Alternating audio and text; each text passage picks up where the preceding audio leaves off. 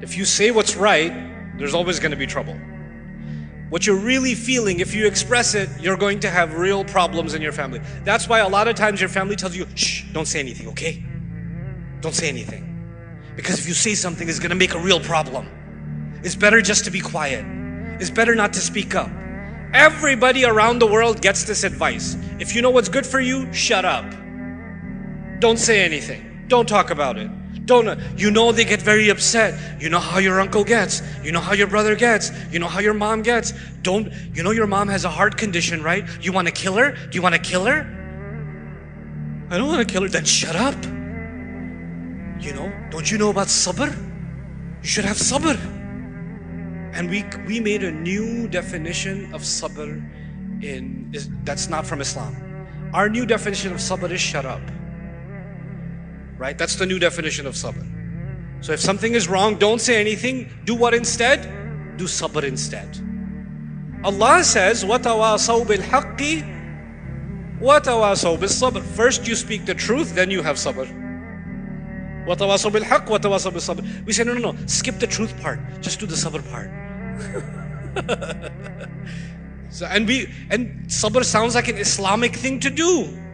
So here we are violating the Quran, ignoring its principle of actually speaking the truth, saying the right thing, and then we're calling it sabr, which is, again, the whole point of sabr in the Quran is when you speak the truth, you will face difficulty, and when you face difficulty, you have to have sabr, and when you have sabr, you will speak the truth again, and things will get more difficult, and then you have to have sabr again, and then you have to speak the truth again, and things will keep getting harder and harder, and Allah is with you. وَتَوَاصَوْا بِالْحَقِّ وَتَوَاصَوْا بِالصَّبْرِ. But what about Surah Al-Ahzab? Allah says, I told you, what do you get from speaking the truth? Fine, you get a lot of problems, but what reward do you get?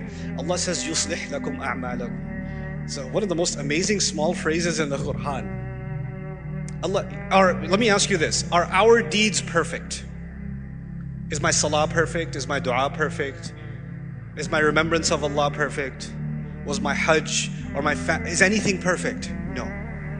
Allah says, if you do this one thing, I will take your imperfect actions and I will consider them perfect.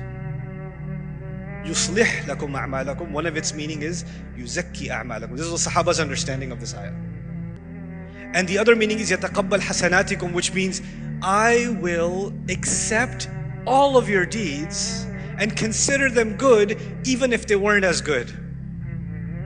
But you have to give me something first. If you give me this one thing, I will give you this in return. What will Allah give me in return? He will take my imperfect actions and He will consider them what? Perfect. He'll remove the impurities from them. So what does He want from me? He says, I want you to do this. اتقوا الله وقولوا قولا سديدا. That's the shart. يصلح لكم أعمالكم is the jawab al shart. What's the condition? The condition is be mindful of Allah. Be mindful of Allah. And while being mindful of Allah, say things that are straightforward. Speak in a straightforward way. Speak in a way that is right. Speak in a way that is whole and is complete.